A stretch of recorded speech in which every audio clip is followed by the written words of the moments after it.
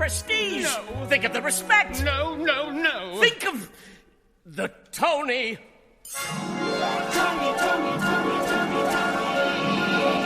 Hello, all you theater lovers, both out and proud and on the DL, and welcome back to Broadway Breakdown, a podcast discussing the history and legacy of American theater's most exclusive address, Broadway. I am your host, Matt Koplik, the least famous and most opinionated of all the Broadway podcast hosts, and this is one of our final Tony Award episodes before the 2025 Tony Awards. And oh boy, what a 48 hours it has been. We won't talk about it too much because there's not much that I can talk about. It's all online, all the discourse is there. If you want a crazy read, there are plenty of chat rooms you can read, and if you want to just sort of talk to your friends and touch grass and get perspective on things, that also can help.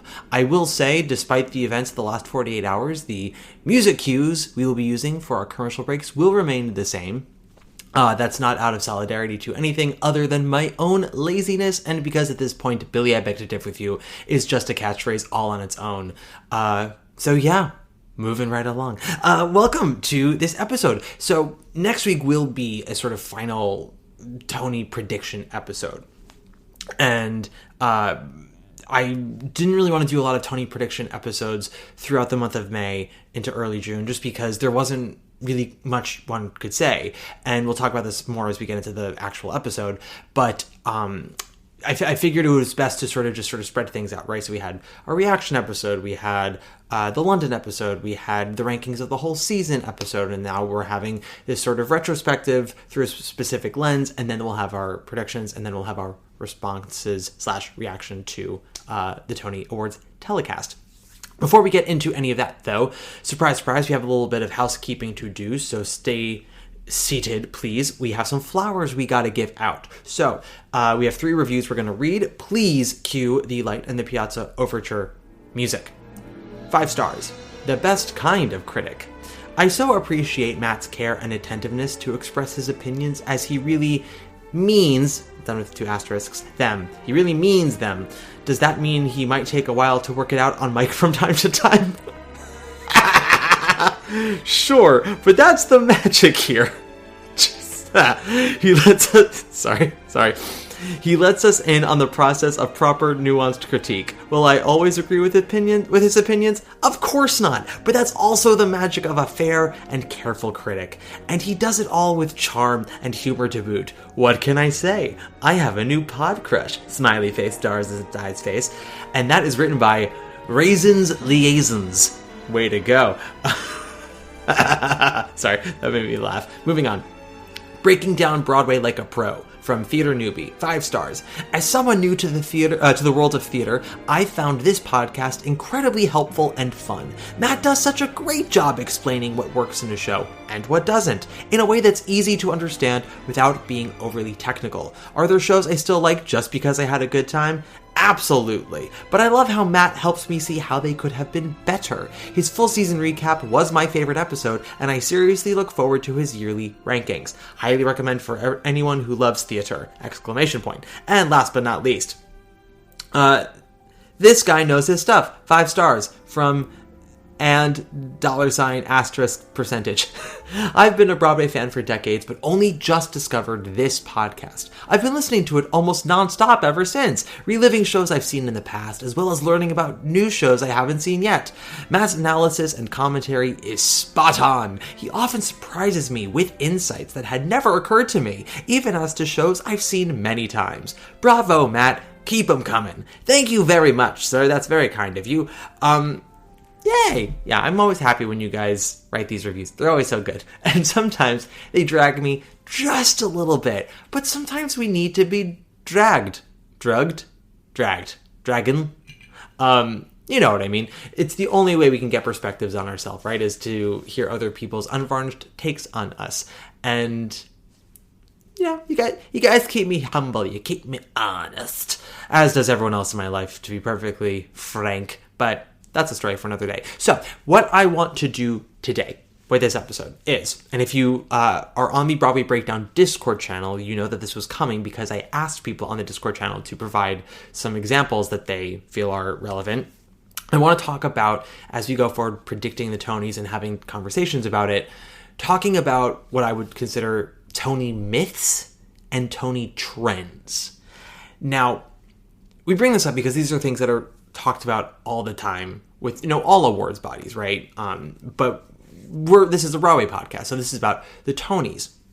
And I sort of want to, I did a moment to kind of look through history and trends and whatnot, just to sort of see if what people say is actually true about the Tony Awards and about the history of the Tony Awards and past winners and things to look for. So these are both myths and they are also trends sort of linked hand in hand, and figuring out just how much is accurate. Now, I think it goes without saying that the Tony Awards every year is never quite the same crop of people nominating or voting. Nominators get to vote, but the nominating committee itself, which is about 50 people, give or take, depending on who has to recuse themselves every season, it's never the same 50 people every year because the Tony nominating committee has overlapping members. When you're a nominator, you get 3 years to be a nominator, and it doesn't have to necessarily be 3 years in a row. Sometimes you take a year off because you might be in a project or things like that. And the nominating committee is made up of actors, writers, directors, producers. You can go on the Tony Awards website and see who's an active member of the Tony nominating committee right now. Tony winner and Pulitzer Prize winner Michael R. Jackson is one. I believe Deborah Monk is one, and Adam Chandler Barat and Victoria Clark and many, many, many others. And they all get to vote as well. And the voters, I believe when you're a voter forever. But it averages to about 800 plus voters in the voting pool. And I know some people end up leaving the Tony voting body and some people enter. So it's never the same exact body every year. And a nominating committee does not necessarily represent the tastes of the voting body. We see this all the time with the Tony Awards, with drama desks, with the Oscars. And I want to sort of bring up the Oscars every now and then as we go through these. But so when people talk about the Tonys love to do this, it's important to remember that there is no one Mr. or Mrs. Tony Award that does all the voting.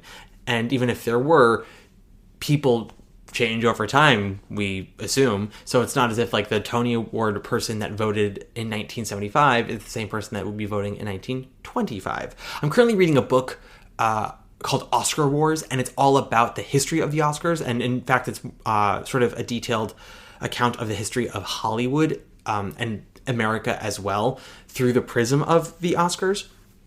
And something that always is interesting is that to quote Sufts, the young who are at the gates eventually become the old guard, and those who were revolutionaries in their youth become a lot more, not stodgy, well, some become stodgy, but become set in their ways because of, what they did set a certain path of progress, and thus in their minds, that is how it should be done. And they compare the present to their past. And so you always have these kind of buttings of heads with all sorts of people from different generations.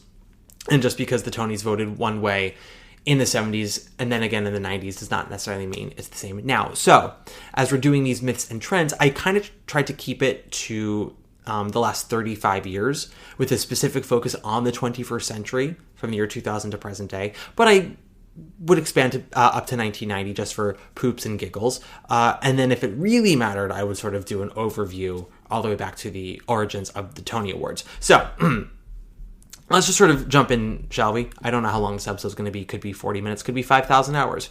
An easy myth to debunk, just based off of recent events. The idea that nominating celebrities would get viewers for the Tony Awards, and thus the nominating committee would nominate those celebrities. This was a myth that was going around as we were preparing for Tony nominations this year. I know I thought that Kit Connor was going to get nominated for Romeo and Juliet. I didn't think that was going to be because of viewership. I just thought he did a lovely job. But We also had Robert Downey Jr. making his Broadway debut, George Clooney making his Broadway debut, Denzel Washington and Jake Gyllenhaal co-leading Othello, Sarah Snook and Kieran Culkin. So there's a lot of star power on Broadway this season. And while not everyone did, in my opinion, phenomenal work, and I think it's safe to say many people didn't feel that way, there was a belief that in years past, because the Tony Awards, the viewership of the Tony Awards keeps sinking, there is a feeling that nominators will nominate movie stars and TV stars in the hopes that they will come to the ceremony, they can be promoted on CBS, and everyone's happy. Now, the nominating committee does not represent CBS, which absolutely is doing everything in their power to make the Tony Awards become the MTV Movie Awards or the VMAs. It's kind of stupid. The Tony Awards are for theater nerds, cater it to theater nerds. They will be locked in forever. You'll never have 20 million viewers, but you can always count on a consistent 5 to 6 million. If you do your job correctly and you cater to them, cater to the nerds. Point is, this year has proven a lot of people wrong, but it's also proven people wrong in the past. This year, Kit was not nominated, Denzel Washington was not nominated, Jake Gyllenhaal, Kieran Culkin, none of them nominated. George Clooney was, but I would argue that was more less starfuckery and a little more prestige. Good Night and Good Luck actually did solidly with Tony nominations this year. They didn't get a Best Play nomination, rightfully so. But, it was not critically drubbed. The New York Times gave it a critic's pick, which means nothing, of course. But Good Night and Good Luck has a little bit more prestige on it than something like Othello. Othello is pretty much universally hated this season. And so nominating Denzel Washington or Jake Gyllenhaal honestly would have felt a bit like a cop-out. And there's also a bit of a... how would I describe this? There's definitely a bit of our territory mentality with a lot of Broadway folk when it comes to movie stars and TV stars coming to Broadway. It feels a bit gentrification-y almost, which I don't know if that's problematic to say, but it's sort of how I feel like a lot of people feel about it.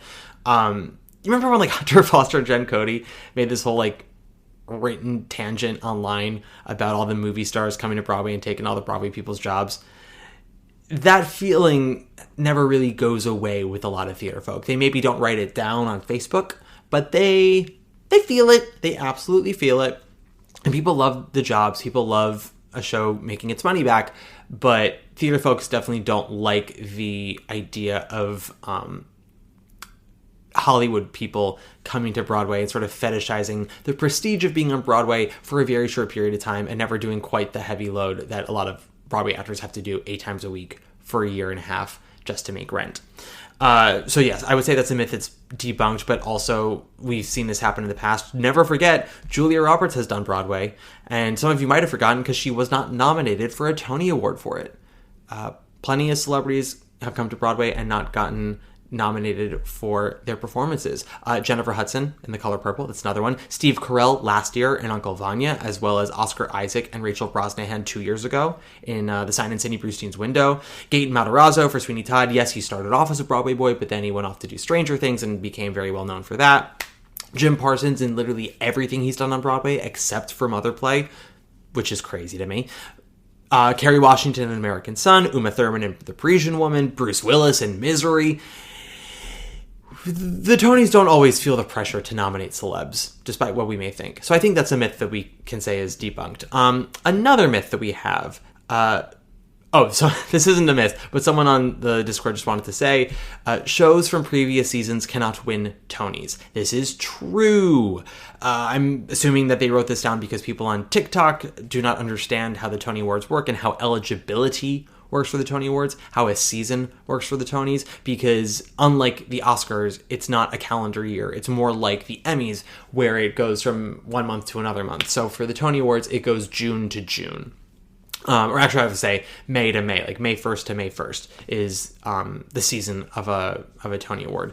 It changed in the past. It used to be the summer, and then it was March, and then it was May, and now the Tonys take place in June every year, and cutoff usually is April 28th or April 30th.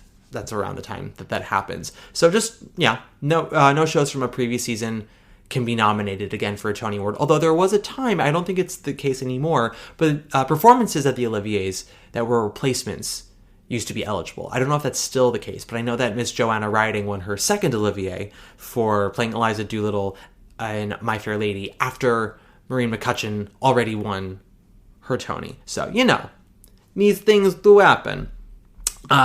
Next myth. The idea that the Tonys in general love specific performers and will always nominate so-and-so.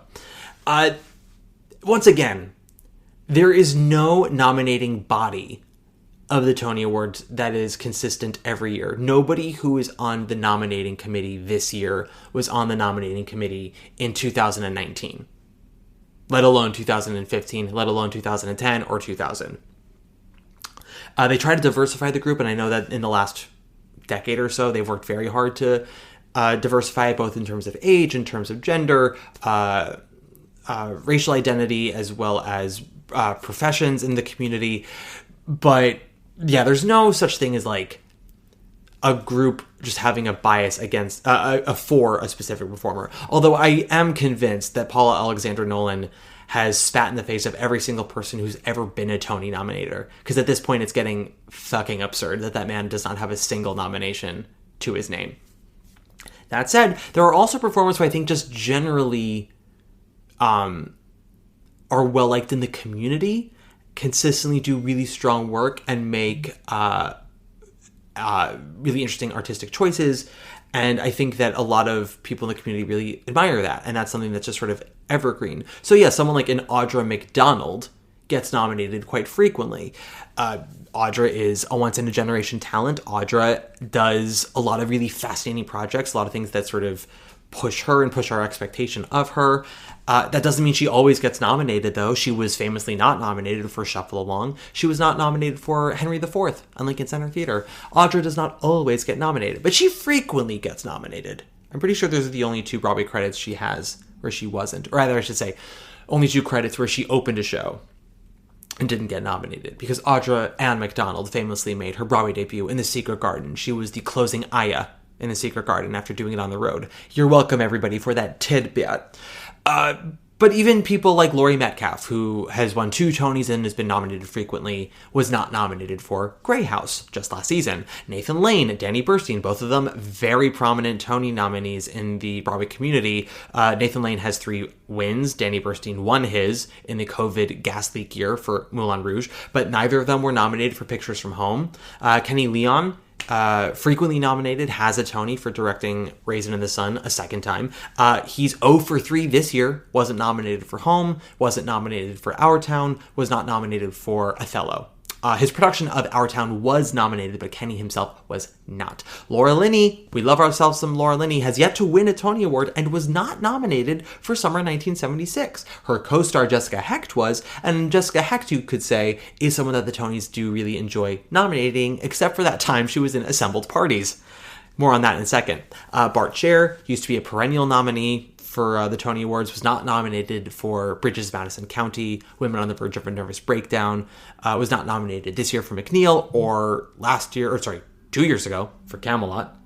So, there's no person who's just sort of always going to be nominated no matter what. People felt that Adina was going to get nominated for Redwood simply because she was nominated for If Then, and that just didn't end up happening. The more shows you do on Broadway that are eligible, the more likely it is that you're going to get not nominated for one of them, right? It's just that's sort of the way it works. I don't even think Julie Harris has been nominated for every single show she has done. Maybe she has. In my research, I couldn't fully connect the dots on that. Maybe I'll check at the next commercial break. But yeah, I think that's a myth that we can also debunk, that there's no one person that the Tonys just always love to nominate. Sutton Foster, some might argue, is one who the Tonys really love, but she was not nominated this year for Once Upon a Mattress. She was not nominated for Young Frankenstein, never forget. But has been nominated for plenty of other things as well. Yeah, there's no guarantee, almost ever, in terms of who or what. I will say, there are shows that seem to get nominated all the time, every time they get revived, and certain parts that seem to always get nominated. I feel like we talked about this in the nomination prediction episodes, but I said with Gypsy Gypsy always gets nominated for revival. It wasn't nominated for revival with Angela Lansbury because that category didn't exist yet, but they were nominated for director for Arthur Lawrence, and Angela was nominated and won, and Zan Charisse was nominated for Louise. And with that continuing, Rose and Louise are two roles that have been nominated every time Gypsy has been on Broadway. Same thing with Sweeney Todd and Mrs. Lovett. Every time Sweeney Todd has been on Broadway, those two roles have always been nominated for Tony Awards. Phyllis in Follies, always nominated. I feel like there are other ones. I feel like Anna Leonowens has been nominated almost every time. There were like 5 revivals of The King and I in the 70s and 80s that I can't keep track of, and I don't know what their Tony eligibilities were at the time. But I mean, we have 3 women who've won for playing Anna Leonowens: Kelly O'Hara, Donna Murphy, and Gertrude Lawrence.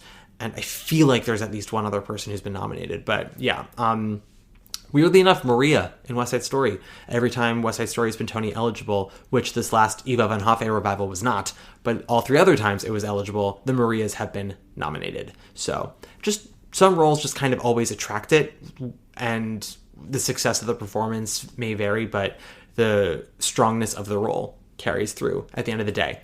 All right, let's go a little further up here. Here's a big one, and then we'll take a quick break. The myth of the road vote. Now, I was doing some research on this because obviously there is one show in particular that this myth centers around. And what this myth is ultimately, when people talk about best musical nominees and what could possibly win, there's a lot of talk of this show is going to tour well, and the voters who are road presenters will vote for it. There are, I would say, almost 100 Tony voters who are road presenters, meaning that they work at all of the touring houses throughout the country that these Broadway tours come in and play for a week or a month or 3 months, depending. That is just about 10% of the voting pool. It's not nearly enough to overwhelmingly sway a best musical vote. And from my research, what I could gather was the first time I could see in actual writing the discussion of a best musical nominee having an advantage because it was going to tour well is in 1984 when it was La Cage aux Folles versus Sunday in the Park with George. And ultimately what that came down to was between Sunday and La Cage was the better sell on the road. It was glitzy, it was such a spectacle, it was feel good, it had hummable show tunes, but more importantly, La Cage aux Folles had been playing for almost a year by the time the 1984 Tony Awards came around. La Cage opened in August of 83, and despite sort of a mediocre review from Frank Rich and the Times, got extremely strong reviews everywhere else, came into Broadway after a dynamite out-of-town tryout in Boston, and was just a huge phenomenon that season, was like the hit of 1984. And so it already had that momentum behind it of being the big commercial hit. It also had an air of importance about it. It was the first commercial spectacle musical centered around 2 homosexual characters, specifically a romantic homosexual pairing. And so there was an air of significance about the show that also had the aesthetic and feeling of a chocolate eclair. And all of that sort of combined to La Cage aux Folles' win. So not only was it that La Cage aux Folles would be a better sell on the road because it was already a hit, because it was such a splashy musical, but also La Cage needed the win in order to further guarantee its road success. This is a narrative that Kinky Boots also kind of tried to pull when they were campaigning for the Tonys, and in fact got a lot of backlash when they did confirm their national tour by going on a lower tiered contract for equity. I know a lot of equity actors boycotted those initial auditions because they felt that the producers were trying to nickel and dime the talent under the guise of, well, we don't know how this is actually going to sell on the road because there are a lot of red states and, you know, this is a very queer musical with drag and blah, blah, blah, blah, blah. And this was 2013, very different time. And a lot of equity folks basically felt like that was bullshit. It's like, your show is selling out nightly. You just won a bunch of Tony Awards. It's feel good. You've got Cyndi Lauper on the marquee. It's going to be fine. And the truth is that Kinky Boots ended up being fine on the road, in the same way that Lacage ended up being fine. And that's the beginning of the origins that I could find of the road vote, quote unquote, being a factor in voting.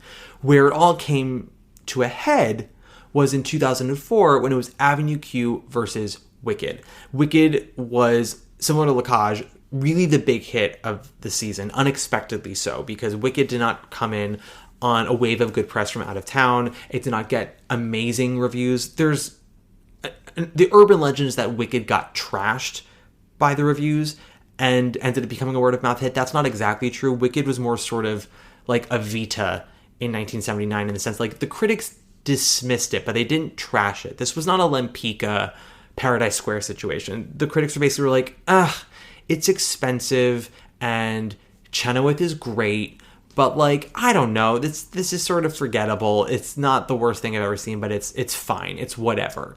And sort of everyone sort of washed their hands of it after that, and Wicked kind of immediately took off. So Wicked was not necessarily respected by the community, but it was appreciated for how big of a hit it was, and it was sort of too undeniable to not nominate.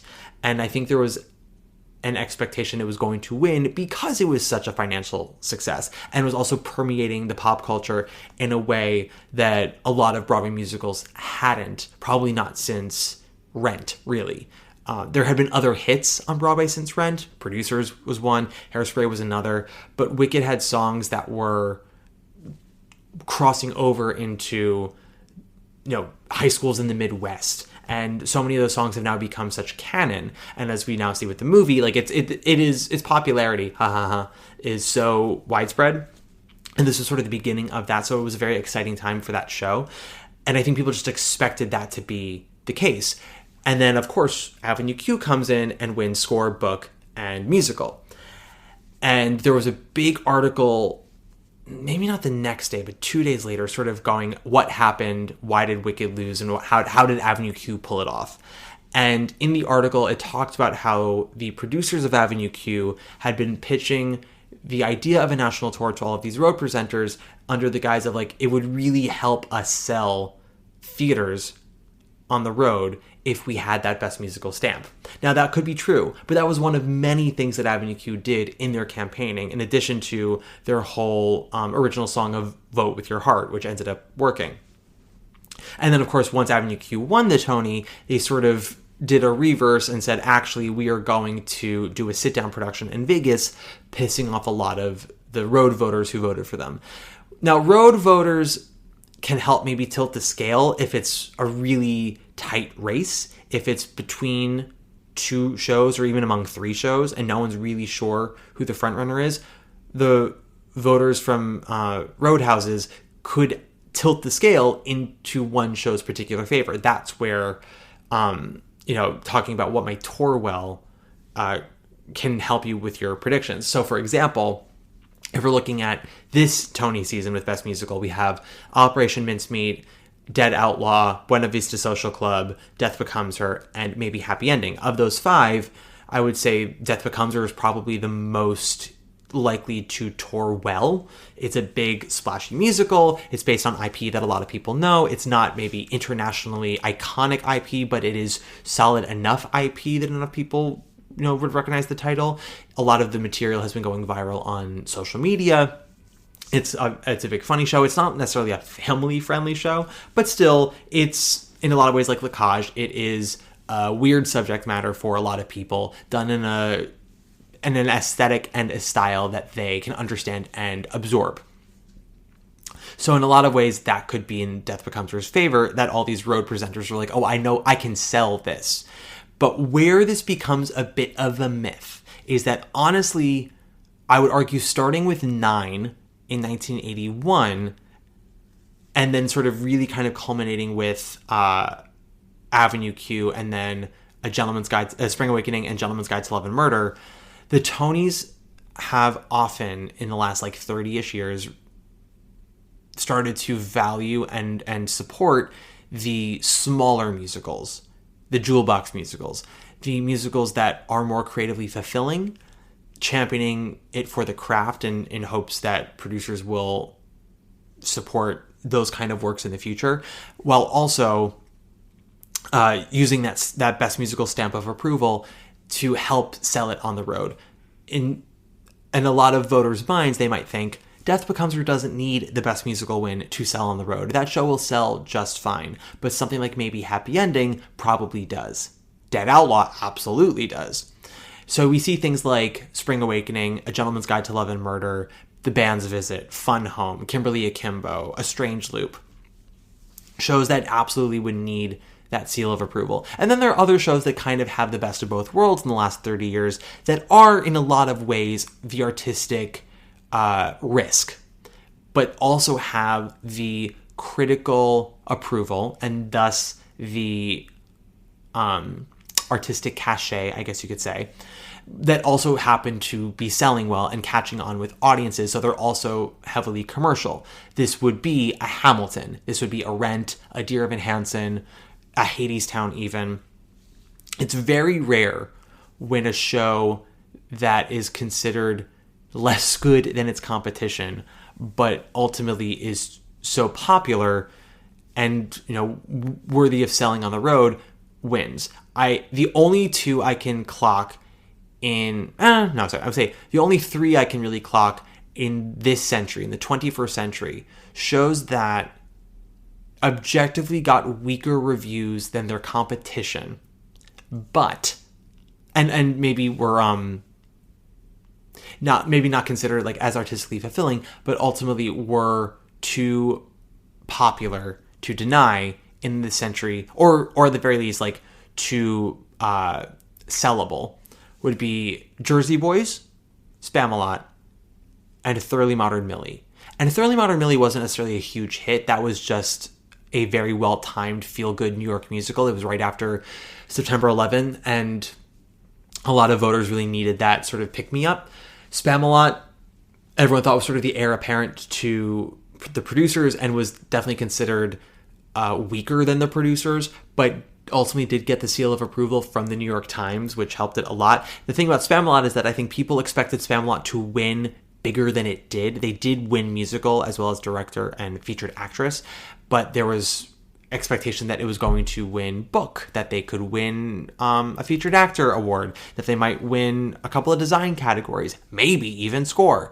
And of the musicals that Spamalot was nominated against, Spelling Bee absolutely had the best reviews of the season.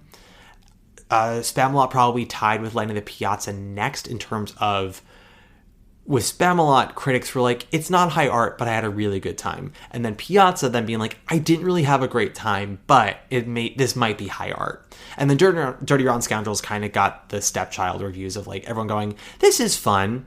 It's not as fun as the producers. It's not as fun as Spamalot, which I think is bullshit. I think Dirty Rotten Scoundrels is the far better and far funnier musical than Spamalot. Jesse Green, suck every inch of my butt with that fucking critics pick you did last season for the revival.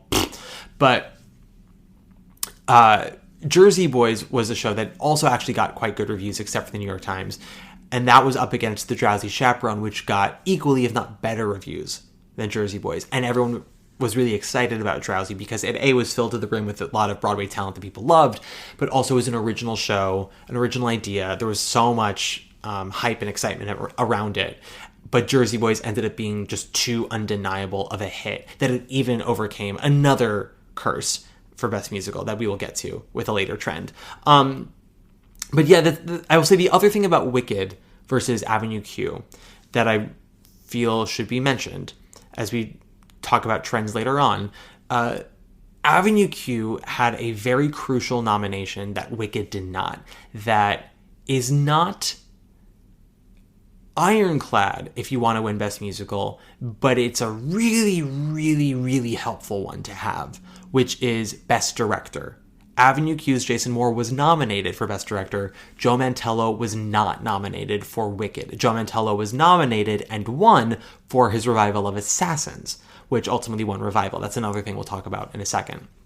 But Wicked's chances, I don't think, were quite as strong as people like to assume. It ultimately was down to Wicked and Avenue Q for Best Musical. Carolina Change was just too weird and too complicated for voters at the time. And The Boy from Oz was a bullshit nomination. That was, again, like a very successful star vehicle for Hugh Jackman. That was the Funny Girl nomination, where everyone was like, this book is no good. This show is not very good. But my God, is Hugh amazing. And my God, is it selling like hotcakes. So it was down to Avenue Q and Wicked. And ultimately, Avenue Q had the director nomination, which I think shows that people were higher on the artistic quality of Avenue Q than of Wicked. And also kind of felt, Wicked's got their money. They don't really need us. In the same way that Wicked didn't really do great at the Golden Globes or the Oscars last year. Wicked got what? Got 2-3 wins this past season at the Oscars, which is perfectly fine. But same thing with Barbie the year before. Oscars going. Barbie had $1.4 billion at the box office. They can take their one song Oscar and go home and feel great. So that's sort of the myth of the road vote, guys, it is real. There are voters who represent those houses. That is not ultimately what gets the win. It has tipped the scales maybe 3 or 4 times in the past, maybe. But I'd argue the shows that won over maybe the more artistic show didn't win because of the road voters. They won because they were already such a big hit in New York that the community couldn't deny them. That's the thing about the Tonys that the Oscars don't always catch on, is that if a show is doing well in New York, there's an energy around it that gets people excited, especially voters. And it feels good to be voting for the winning ticket. Not just like, oh, this is the popular thing, but like, this is the popular thing that people are excited about. We want to crown the exciting thing. The Oscars used to do that back in like the 50s and 40s. It was often like the most popular movie of the year tended to win. And that started to shift around the 60s. And that's definitely shifted for the Tonys. It's not always the most popular. I would say last season was an interesting one with The Outsiders winning, which didn't really have the reviews and didn't really have the cachet, but it was starting to take off in popularity by the time the Tony Awards came around. And there was a newness about it that I think some of those other nominees did not really have, and a fun energy around it that voters were excited by. You could argue that might have been a musical that voters were eager to vote for because it could sell on the road more so than maybe something like a Suffs or a Water for Elephants. And it's entirely possible that voters felt that Hell's Kitchen was going to be fine on its own without a Tony win for Best Musical.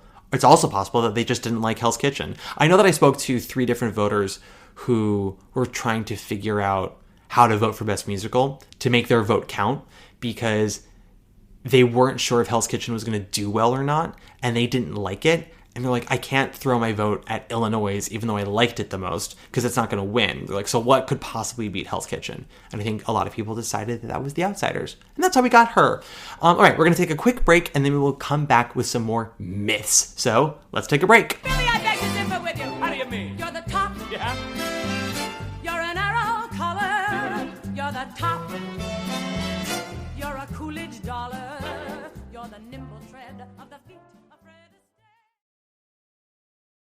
And we're back. Okay, so next up in our myths and our trends, here's a good one. They won't give the Tony to a person 2 years in a row. Now, I was looking this up. There are a couple of times where people have won Tonys 2 years in a row, but rarely in the same category.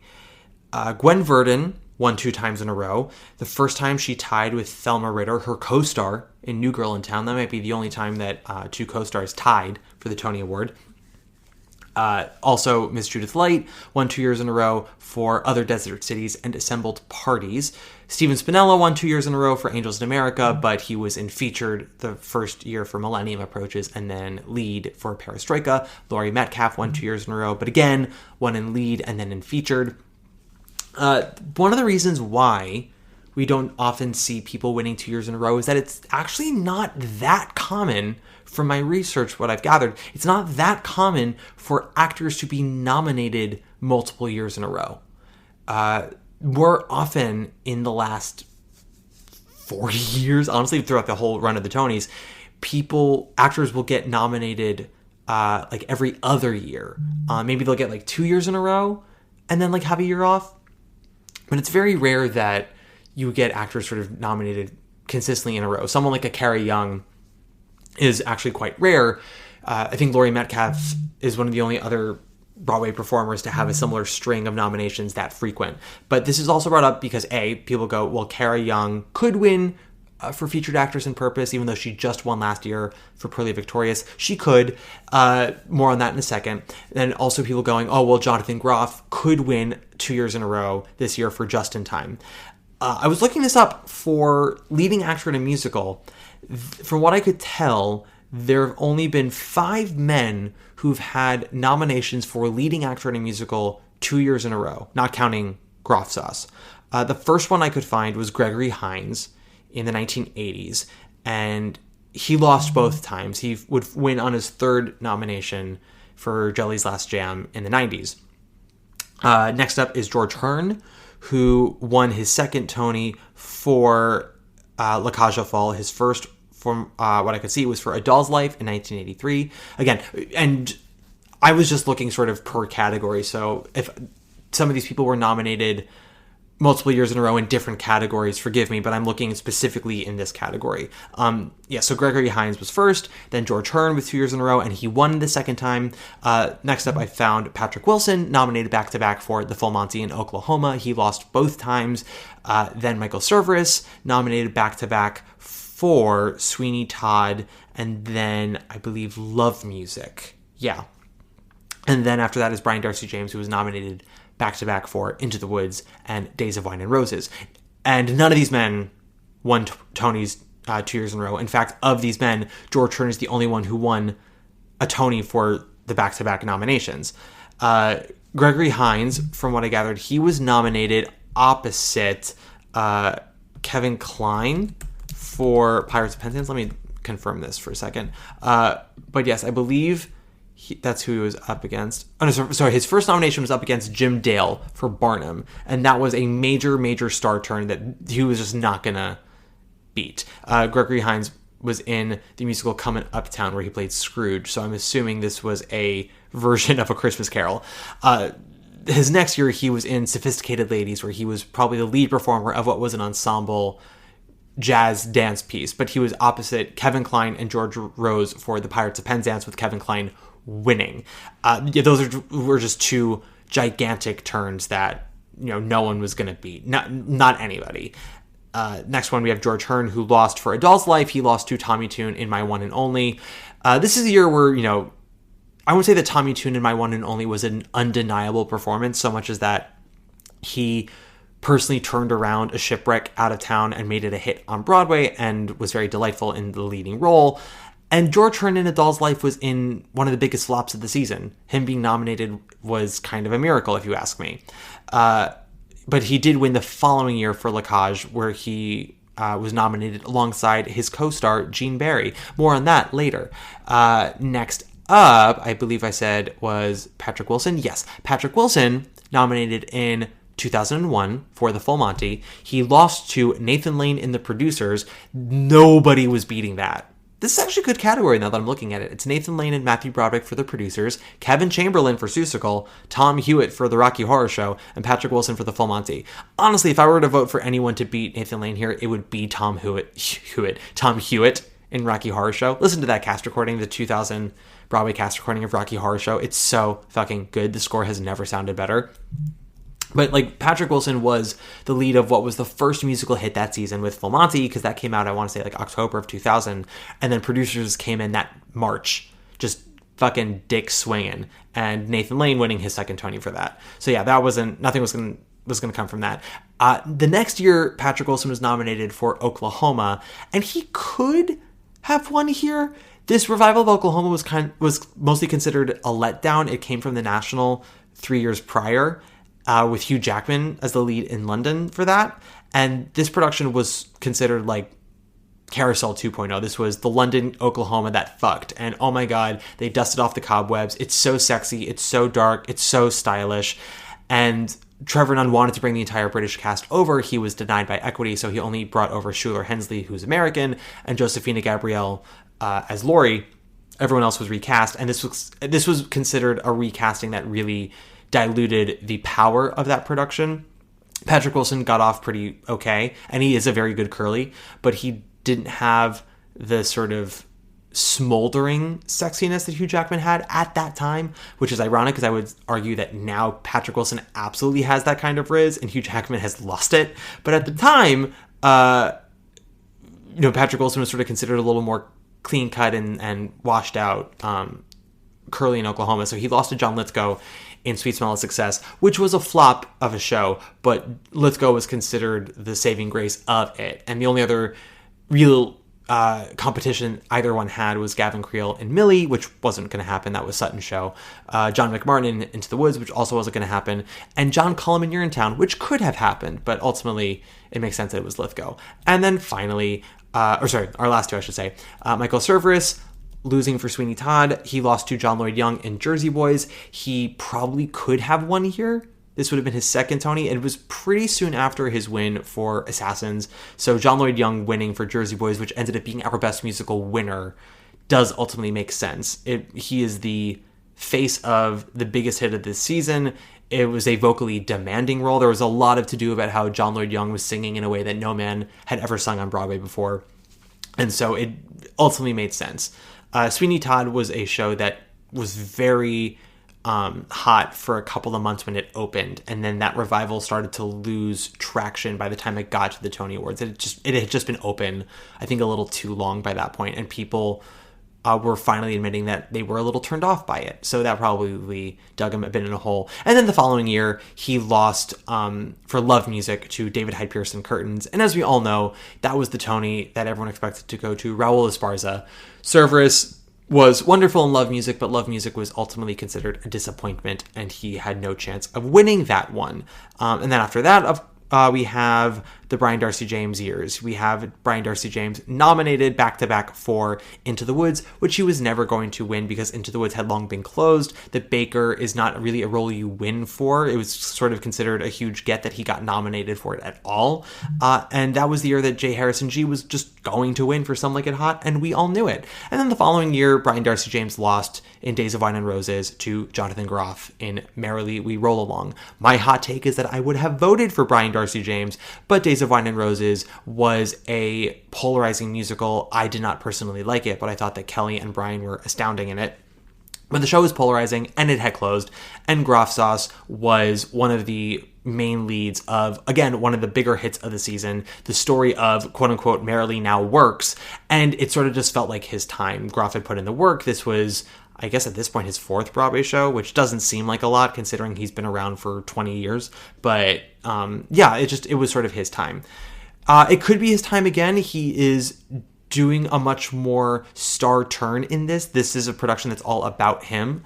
There are other urban legends around Jonathan Groff playing Bobby Darin in Just in Time that people think goes to his advantage. He is playing a real person, and people feel like, oh, the Tony Awards really like that when you play a real person.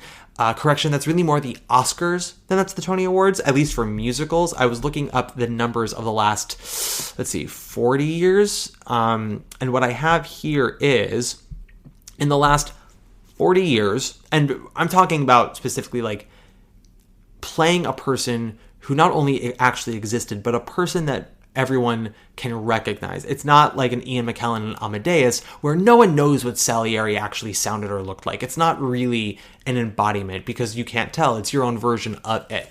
But something like a John Lloyd Young in Frankie Valli, where we have a touchstone to come to measure the likeliness of that performer's interpretation. So of those decades, 11 actors in plays who've played real people have won the Tony. Only 5 actors in musicals have won the Tony for playing a real person. And on top of that, 4 actresses in musicals and 2 actresses in plays. So if you're going to play a real person and win a Tony for it, chances are you better be in a straight play rather than a musical. And for this one, I am including both Roy Cohn's and Angels in America, because that, even though it's Tony Kushner's version of Roy Cohn, It still counts. It still counts. We have that touchstone for it. So that's another myth. That we just two myths in one there. The back-to-back people won't give them the Tony back-to-back. And also, if you play a real person, that really boosts your chances. I think people kind of got on that mind frame after Stephanie J. Block won for the Cher Show, which actually brings us to the quote-unquote career Tony. The idea that somebody might not do their best work, the legacy win, some might say, they might not do their best work, but because of their contributions to the industry as a whole, this is not such egregiously bad work that people feel okay awarding them. Through my research, I really could only find something that really felt like a legacy win with Mike Nichols when he won director of a musical for Spamalot and director of a play for the revival of Death of a Salesman. No one really felt that he deserved either Tony, and if you watch his speeches, he doesn't really think he deserves either Tony, but both shows were sort of like a return to the form for him, and were very successful, and Spamalot ended up winning musical, and Salesman won revival of a play, so it all kind of lines up. But those were cases that actually felt like legacy wins, so they do exist. They seem to exist less for performers. The only ones I could find that one could make an argument for would be maybe Kevin Kline in Present Laughter, where he beat Jefferson Mays in Oslo. But I think that win being a legacy win is very debatable. Kevin Kline, again, was the face of Present Laughter. He was playing a role that has been awarded in the past. He single-handedly made that production a financial success, and he got really strong reviews for it. He's a veteran of the stage. I mean, yes, he is an Oscar-winning movie star, but he got his start on Broadway, so anytime he comes back to Broadway, it's always considered a return to form and very exciting. And he also hadn't won in a very long time. It had been, like, I would say, 35 years since his last win, so it sort of felt like time. Another one that maybe felt like a legacy win was Alan Bates for winning for Fortune's Fool, and he died later that year, so it definitely was sort of like a hurry up and give him the Tony now. He beat Billy Crudup in Elephant Man and Jeffrey Wright in Top Dog Underdog, both of whom could have been very strong contenders at the time, but I think that's one that sort of definitely felt like a legacy win. Other ones that people might have found a bit like a legacy win, Cicely Tyson in Trip to Bountiful. Her competition wasn't extraordinarily strong. Her two biggest competition actresses, I would say, were Amy Morton in Who's Afraid of Virginia Woolf, who many people thought should have won for August Osage County, and this was like, oh, maybe she'll finally win for this. But that production really was centered around George in Tracy Letts' performance. And then also Christine Nielsen for Vanya and Sonia and Masha and Spike. But again, you can't really deny a legend. So yeah, with a legacy, when people talk about, oh, it's for their career more than the performance, yes and no. I think you'll sometimes see legacy wins more on the creative side than on the performance side. For something like a Stephanie J. Block in The Cher Show, I think there are a lot of myths that all sort of come to play in that year that don't really apply realistically, but sort of I can't think of the word, but sort of like in theory those myths would apply. So for example, she's playing a woman who is real, a celebrity, Cher, an icon named Cher. So there is she's playing a real person element of it. Her competition that year included Kelly O'Hara in Kiss Me Kate, Eva Noblezada in Hadestown, Caitlin Kinnunen and Beth Leavel for The Prom, and some have argued that Beth Leavel and Caitlin Kinnunen split the vote, which allowed Stephanie to win. On top of that, this was Stephanie's third nomination, I believe, and she had been working on Broadway for the better part of 16 years at that point, and people felt like, oh, it was her time, she was due, and even though this isn't her best performance, the career is such that we must award it. All of those things are things. Whether they're actual tangible facts is debatable. Yes, she played a real person, but the year prior, LaChanze played Donna Summer and did not win. And while LaChanze did have a Tony Award by that point, it had been the better part of 12 years since she last won. So not necessarily, overcrowded with awards at that point of her life. Yes, Stephanie J. Block had a quite long and illustrious career, and it was her third nomination. Lest we forget how many nominations Kelly O'Hara had before she finally won, how many nominations Danny Burstein had to get before he finally won.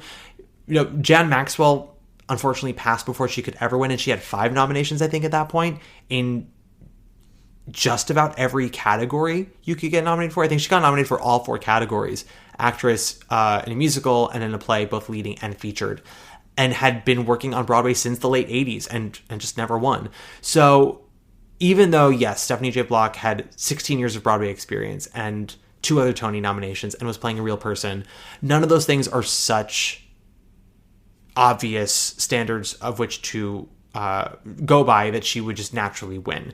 Same thing with the idea of splitting the vote, and we'll talk more about what splitting the vote actually means later on. But yeah, I think because of that win, and then with Adrienne Warren winning during the COVID gas leak year for Tina, there's now become this narrative of, oh, if you play a real person, you're more likely to win. Not totally true. More true if you're an actor in a play, but not super true. Which actually, this now leads me to a trend I want to talk about for a quick second. Speaking of Mike Nichols, as well as Joe Mantello and The Wicked versus Avenue Q, I was looking into this. And of all of the best musical winners, of all time, there has only been one best musical winner at the Tony Awards that was not nominated for Best Director. That was Titanic in 1997. Titanic did, however, have a nomination in another category that's very important, which is Best Book, which it did win. Titanic was nominated for 5 Tonys, and it won all 5. Did a big old sweep. Otherwise, every other Best Musical winner, when there have been nominees, because the first couple of years of the Tony Awards, they didn't have nominees, they just announced the winners. But ever since, there's always been a nomination for Best Director for the Best Musical winner. So that's always a good thing to think about when you're predicting your Tonys.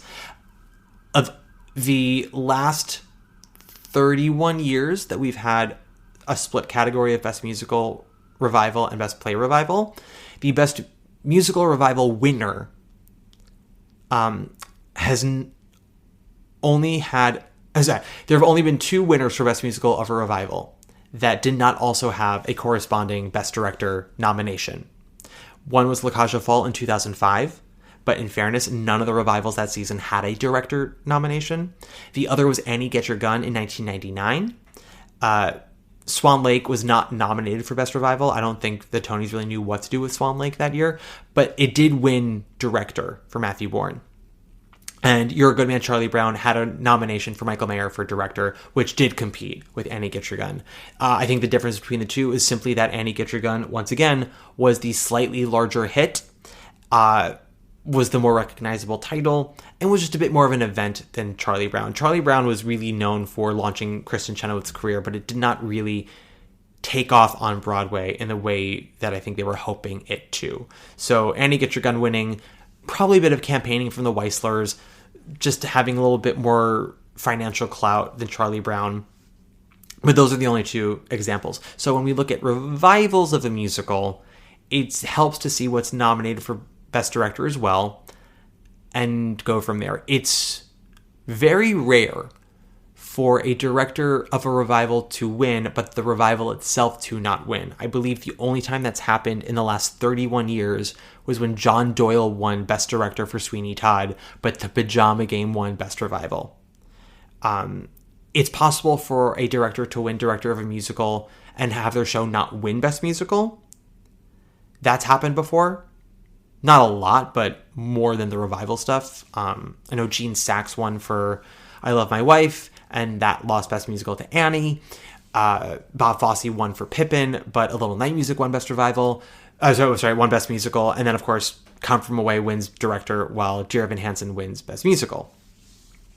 So I don't think, to put this in perspective for this year, I don't think there's a world in which Jamie Lloyd would win Director and then Gypsy would win Revival. Or Floyd Collins or Pirates. Just saying. This is not shade to anybody, but this is just sort of this is a trend that's happened so often that even though the voting body does shift over time, there are some mentalities that I think a lot of people just can't get past. In the same way where I had said earlier, and this we'll do actual winner predictions next week, but when I think I said in either the reaction episode with Rachel and Will or the final prediction episode of nominations, I was like, I don't know how you vote for Audra and not for Gypsy, or vote for Sunset and not for Nicole, because they're just so tied together. But some voters were able to just do just that. So I don't know how a voter would vote for Jamie Lloyd but not for Sunset. But there's a precedence. We once voted for John Doyle but not for Sweeney Todd. But also a fun fact, Sweeney Todd has never won Best Revival, ever. Sweeney Todd has won Best Musical, but never Revival. It was nominated for Revival 3 times in 1990 or 1991 with Beth Fowler and Bob Gunton. Then again in 2006 with Patty and Michael Cerveris. And then 2 years ago with Annalie Ashford and Josh Groban. And it has never won Revival any of those 3 times. Fun facts. In terms of director for plays, this is actually where it gets a little more interesting. So as I said, only one Best Musical winner has won without a Best Director nomination, which was Titanic. But also I want to say, there's never been a Best Musical winner, if it was eligible for Best Book, that wasn't nominated for it as well. So something like a Fosse or an Ain't Misbehavin', obviously not nominated, they didn't have books. But Contact was nominated for Best Book and Best Director. They didn't win either, but they were nominated. So I feel like I said this once before, but like when the nominations in 2022 came out, and it was MJ and Strange Loop and Six did not have a Best Book nomination, that's how I knew it wasn't going to win Best Musical. That's just how I knew. Because Six was eligible. And that's also how I knew Illinois wasn't going to win, because they were eligible for book and director, and they weren't nominated for either. Best Director of a Play has gone to the Best Play winner for the last 6 years in a row. There was another 7-year stretch in a row from 2005 to 2012. There have been times when a director of a competing play has won, well, a different play won. For example, the last time that happened was Rebecca Teichman for Indecent. She won over Bartlett Sher for Oslo. And actually, I'll say Rebecca Teichman winning for Indecent. That's the last time we had a director winner that didn't also direct the Best Play or Best Play Revival winner. The last Best Play Tony winner to not have a director nomination was All the Way, starring Bryan Cranston. Another one that was a performance that an actor playing a real person who won, and that beat Casa Valentina, Act 1, Outside Mullingar, and Mothers and Sons. So I believe actually none of those play nominees had a director nomination. I think all of the directing nominations went to revivals that year. The Goat, or Who is Sylvia, won Best Play without a Best Director nomination. That went to Mary Zimmerman for Metamorphosis. Sideman in 1999, Last Night of Ballyhoo in 97, Masterclass 96, I'm Not Rappaport in 1986, Torch Song Trilogy, The River Niger, The Great White Hope, Luther Beckett. It is more likely to win Best Play if you don't have a directing nomination than it is for you to win Best Musical without a Best Directing nomination. So that actually gives a little bit of hope to a show called Purpose, which is the only Best Play nominee this year to not have a directing Tony nomination. Next myth, this one's actually unfortunately true. If your show has closed, you have a really tough time winning. This is mostly true for musicals. It's not always true for plays. I mean, last season alone, Carrie Young won for Pearly Victorious. Now, Pearly Victorious did not win Revival, but I do think the PBS broadcast helped Carrie Young's chances. It's rare for a Best Play winner to be closed by the time it wins. I believe it has happened once or twice, but usually it's running, or at the very least running till the end of the month when they win Best Play. You can win Best Revival without having a Best Directing nomination, but similar to Best Revival of a musical, It always helps to have it. I had something else here. Okay, here's a fun one, and then we'll do another commercial break. The idea of precursors. Now, we've talked about this before. We'll talk about it again. What do we mean when we say a precursor? We are talking about other awards bodies that are giving hardware to the same properties that the main voting body is giving awards to. For example, if we're talking about the Oscars, the SAG Awards, the Golden Globes, BAFTA, the PGA, and the DGA and the WGA are all precursors. The Tony Awards do not actually have precursors. They have other awards, the Outer Critics Circle, the Drama Desk, the Drama League, the Pulitzer even, also the New York Drama Critics Circle, but they're not actually precursors. Some of the people on these voting bodies do vote at the Tonys as well, not a lot. The Drama Desk Awards, I believe, only have a voting body of like 9. It's definitely like a nominating body of 9, but I think those same 9 also vote. Same thing with the Outer Critics Circle. It's not a huge body of voters. Drama League actually is a large body of voters because you can pay to be a member, and if you pay to be a member, you can get a chance to vote for the Drama League Awards. Drama Critics Circle, I think it's about 20 to 30 critics, but also how critics feel is not always the same as how a Tony voter is going to feel. But the reason why the Oscars have legitimate precursors as opposed to the Tonys is because, like I said, all of these awards bodies do not actually overlap with the Tony Awards. And if they do, it's such a minuscule percentage that it doesn't actually make a difference. As the Oscars have expanded their voting bodies to diversify, both in terms of gender as well as ethnicity and background and age, especially age, as well as any sort of foreign voters, other precursors are now having more of an effect on Oscars and gives you a sense of how people are feeling, because all of the guilds get to vote at the Oscars. The SAG body, the Screen Actors Guild body, gets to vote for acting at the Oscars. So when you see people winning a SAG award, it gives you a really good idea of who might win at the Oscars. Not always. Last year, Demi Moore won the SAG award, but Mikey Madison won the Oscar. But if you listen to Oscar pundit podcasts like I do, there was a lot of talk of when Mikey Madison won the BAFTA award, which is the British, basically like the British Oscars. When Mikey Madison won the BAFTA, that was when people started to go, oh, Mikey Madison's probably going to win the Oscar, because the Oscars have heavily diversified their voting body with a lot of foreign voters, and those voters all vote at BAFTA exclusively. And when Mikey Madison won, it was a very good indicator for her chances at the Oscars. In the same way that Olivia Colman won the BAFTA for The Favorite. I believe Emma Stone won the BAFTA for Poor Things. And that gave a really strong inclination of where the tide was turning. DGA, that is the Directors Guild, whoever they vote for has a really good shot at winning the Oscar because those directors vote for the Oscars. Writers Guild, Producers Guild.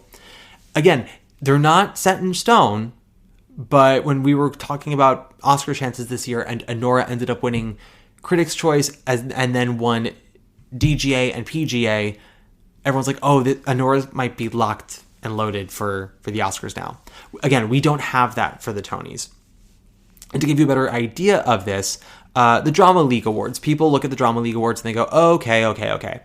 Who wins and how does that affect anything? Since 1996, the Drama Leagues have gotten the Best Musical winner wrong 10 times. Now, that's 29 times that overall, 10 or 28, I guess, 10 of which they got wrong. That's less than half, but that's not nothing. Specifically giving it to eligible musicals that lost to the other show. For example, last year they went with Hell's Kitchen. Hell's Kitchen lost the Tony to The Outsiders. The year before, they went with Some Like It Hot, which lost to Kimberly Akimbo. They've gotten Best Play wrong 4 times, so they actually have a pretty good track record with that. They started doing revival of a musical and revival of a play. They've been doing revival since, I guess, 1998. 2008, but they only split it into revival and musical in 2004. They've gotten revival of a play wrong 10 times and revival of a musical wrong 5 times. They've had 13 distinguished performance winners not win the Tony when they were only when they're eligible are the ones I'm counting, by the way, because they have a couple of off-Broadway winners that I'm not counting. They've gotten, so of the eligible distinguished performance winners for the Tony, 13 did not win the Tony. But that's, I think that's not overall. I believe that's since 1980. So again, not a huge, 1980, maybe 1990. I can't remember when I put the cutoff date, but it wasn't super long ago. Distinguished Performance, for some reason, is the award that you can find going all the way back to like the 1920s, but musical and play only go up until 1996, which I don't know if that's when they started those awards or if they just don't reveal older winners for that. But yes, best play, again, they've gotten it wrong 4 times since 1996, 10 times wrong for best musical, 5 times for revival of a musical since 2004, 10 times for revival of a play since like 1997. From what I can tell, they've only been doing director of a play and director of a musical for 4 years now. And in both cases, they got it wrong twice. So possibly 3. We'll see what happens this year. But 2 out of 3 times, they've gotten it wrong. The Drama Desks have not given the Best Musical winner of the Tony Awards a Drama Desk for Best Musical 12 times, I can see. Sometimes there's overlap because some shows that come to Broadway start off-Broadway and are only eligible at the Drama Desks for their off-Broadway run shows like Fun Home and Kimberly Akimbo and The Band's Visit. But there have been 12 Best Musical winners that were not given the Drama Desk for Best Musical. 9 plays that won the Tony for Best Play were not given the Drama Desk for Best Play. Since 1994, 6 Best Musical Revival winners were not given the Drama Desk. And those Drama Desks were given to non-winners. Famously, their very first split, She Loves Me beat Carousel, which did not go the same way at the Tony Awards. 7 times since 1993 for Best Revival of a Play. But I will say, since 1993, Drama Desks have gotten Revival of a Play wrong 7 times. Those 7 times, though, were all post-2001. So that's the other thing, is that a lot of these numbers I'm talking about, a good chunk of them have been in the last 10 to 15 years. So even though it's a wide spread of years, a lot of this actually applies to now. Outer Critics Circle has definitely had a couple of bumpy spots. Again, similar to the Drama Desks, a lot of shows that would go on to win Best Musical on Broadway were eligible for their off-Broadway run and might have won Best Off-Broadway Musical at the time, but sometimes that still didn't happen. Dear Evan Hansen lost to Bright Star, and Bright Star famously would go on to lose to Hamilton, and Dear Evan Hansen would go on to win Best Musical the following year. The Outer Critics Circle did give A Gentleman's Guide to Love and Murder Best Musical, which made Fun Home lose. Fun Home would go on to win the following year. Come From Away beat the off-Broadway production of The Band's Visit. And then on top of all this, the Drama Critics Circle Award, since 1990, 19 Best Musical winners did not win the Drama Critics Circle Award for Best Musical. 19 Tony-winning musicals since 1990, in the last 35 years, did not win the Drama Critics Circle for Best Musical. That's slightly over 50%. 15 Tony-winning Best Plays did not win the Drama Critics Circle since 1990. And I'm including, by the way, I'm not including when the Tonys, when the Drama Critics Circle separated plays from foreign and American, because they did that a couple of times randomly, and it makes no sense and it fucks everything up. But yeah, this I hopefully will tell you something a little bit about precursors. They're not real. What they can do is they can sometimes help give momentum. They can help shift narratives and maybe get people excited around certain performers. But again, I famously was on this podcast at the Drama League Awards and at the Drama Desk Awards in 2023, watching rooms full of people just go absolutely apeshit over Stephen McKinley Henderson, and me going, oh, that man is going to win his Tony. In a lot of ways, this is a legacy Tony. He's been around forever. He's super well loved. He is the lead of a critically acclaimed Pulitzer Prize winning play that's nominated for Best Play, and it's a way to acknowledge the show itself as well as him. It's going to happen. But ultimately, Stephen McKinley Henderson was in a play that had closed. Sean Hayes was playing a real-life person, and he was an actor in a play. So all things pointed to Sean's win, and I was just too blind at the time to see it. So that actually ties into all the other myths we were just talking about. The playing a real person, the legacy, the being in a closed show, and then, of course, the precursors. So that is that are those myths and trends. We have a couple left, not many, so don't worry about it. One really big one we're going to talk about in just a second. But yeah, that's it for that. Let's do a quick break. Billy, I beg to differ with you. How do you mean? You're the top. Yeah? You're an arrow color. You're the top. You're a Coolidge dollar. You're the nimble tread of the feet of Fred Astaire. And we're back. Okay, so we talked about, oh, the Tonys love so-and-so. Oh, they will not award someone 2 years in a row. Oh, there are precursors. Oh, they love it when you play a real person. Oh, they love it when you nominate celebs because that means there'll be higher viewership for the actual award ceremony. There's the road vote. What was it? We said precursors. I talked about the trends of directors correlating that with best musical, best play, best revival of a musical, best revival of a play, best book. I talked about that. The legacy win. Here is a very big one that people like to talk about. Split voting. Oh, if two or more actors are nominated for the same show, they will split the vote, and that could allow someone else to win. If you listen to any Oscar podcast, again, like I do, they talk about this as well. Split voting isn't real. Not completely. Have there been years where multiple nominees from one property are in a category and don't win? Yes. Does that necessarily mean that those people split the vote? No. It's possible that none of them were necessarily strong enough to win. Split voting, I'm not entirely sure where this myth started from. According to the book I'm reading, Oscar Wars, the concept really kind of began from Bette Davis when she and Anne Baxter both were nominated for All About Eve, and Judy Holliday won for Born Yesterday, which actually ties into another myth with the Tonys with leading actress, which we'll get to in a second.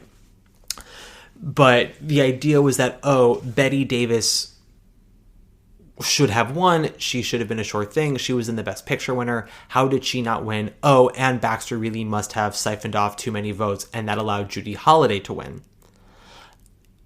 I want you to think about this for a second. If you've seen All About Eve, Anne Baxter is wonderful. She's giving a phenomenal performance. It's not a performance opposite Bette Davis where you would watch it and have a tough time deciding who you would vote for. If you love that movie and you're like, I can't really figure it out. I guess I'll vote for Anne Baxter. And then someone else is like, I guess I'll vote for Bette Davis. It's pretty clear who you're voting for. You're going to vote for Bette Davis. It ultimately came down to, while people loved the movie as a whole, there were other performances that were much more central and special to their properties, like a Judy Holliday and Born Yesterday, plus the whole Stars Born narrative for her that people really gravitated towards. People say this all the time with the Tonys, that there's a split vote. I am going to now talk you through all the times that there has been two or more candidates for the same category for the same show, and one of those candidates won. I believe I have this. Did I do this for the entire Tonys or just for the last couple of years? I think I did. I think this is just up until I believe, 1980. Yeah, just up until 1980. So not including... this is not including Gwen Verdon and Thelma Ritter in New Girl in Town and stuff like that. Idina Menzel wins for Wicked, co-nominated with Kristen Chenoweth. Faith Prince wins for Guys and Dolls, co-nominated with Josie de Guzman. Cheetah Rivera wins for The Rink, co-nominated with Liza Minnelli. Jennifer Holliday wins for Dreamgirls, also nominated Sheryl Lee Ralph. There are other years where there were people nominated in the same category from the same show. Caitlin Kinnunen and Beth Leavel for The Prom, Christine Ebersole and Patti LuPone for Warpaint, Nancy Opel and Jennifer Laura Thompson for Urinetown. Of those other women who did not win, Opel and Thompson were opposite Sutton Foster for Thoroughly Modern Millie. I don't think Nancy Opel and Jennifer Laura Thompson split the vote for that. I don't think Christine Ebersole and Patti LuPone split the vote on Warpaint for Bette Midler to win for Hello Dolly. Bette Midler was always going to win. People like to claim that Beth Leavel could have won for The Prom and that possibly some split voting happened, which allowed Stephanie J. Block to win. Listen, of the women in that category, Beth probably would have been my vote. And I was thrilled that Caitlin got nominated, but similar to Ann Baxter and Betty Davis, you don't watch The Prom and have a hard time figuring out between Beth and Caitlin who you're going to vote for. I think even Caitlin would tell you, you're voting for Beth. So yeah, that's not really a split. Continuing on, Jay Harrison G wins in Some Like It Hot over Christian Borle. Leslie Odom Jr. wins for Hamilton, opposite Lin-Manuel Miranda. Billy Porter over Stark Sands and Kinky Boots. Douglas Hodge over Kelsey Grammer for La Cage aux Folles. Norbert Leo Butz over John Lithgow for Dirty Around Scoundrels. Nathan Lane over Matthew Broderick for The Producers. Jason Alexander over somebody else for Jerome Robbins Broadway. George Hearn over Gene Barry for La Cage aux Folles. Kevin Kline over George Rose for Pirates of Penzance. And there are far more men who were co-nominated and didn't win. Jefferson Mays and Bryce Pinkham for Gentleman's Guide to Love and Murder. Similar to Ann Baxter and Caitlin Kinnunen, I am so glad that Bryce was nominated for Gentleman's Guide. He was wonderful in that show. Jefferson Mays is the role. It's not that he's better. It's just that what he's doing is more catnip for voters to vote for. But ultimately, he lost to Neil Patrick Harris in Hedwig and the Angry Inch, and that just wasn't... It was never going to go any other way. Danny Burstein and Ron Raines both lost for Follies. I think Danny Burstein could have won if that show had been running at the time, but he ultimately lost to Steve Kazee for Once, which was the Best Musical winner that year. Andrew Reynolds and Josh Gad both lost in Book of Mormon to Norbert Leo Butz. People attribute this to vote splitting, but Norbert had kind of swept all the awards leading up to this. And again, they're not necessarily precursors, but it shows you that people just didn't care. They were happy to vote for Norbert Leo Butz in what was really a featured role, but he's Norbert Leo Butz. Hank Azaria and Tim Curry both lost in Spamalot to, once again, Norbert Leo Butz for Dirty Rotten Scoundrels. We also have Peter Friedman and Brian Stokes Mitchell losing in Ragtime to Alan Cumming. That I also don't think was vote splitting. Alan Cumming was a revelation in what was one of the hottest shows that season. Terrence Mann and Colin Wilkinson for Les Mis. Colin Wilkinson losing is kind of crazy, but once again, Robert Lindsay was giving a Star is Born performance that was already critically acclaimed and Olivier Award winning in London before it came to Broadway. More people who won and didn't split the vote. Alex Newell in Shucked over Kevin Cahoon. Andre DeShields with Patrick Page in Hadestown. Daveed Diggs over Jonathan Groff and Christopher Jackson for Hamilton. Gary Beach over Roger Bart and Brad Oscar for The Producers.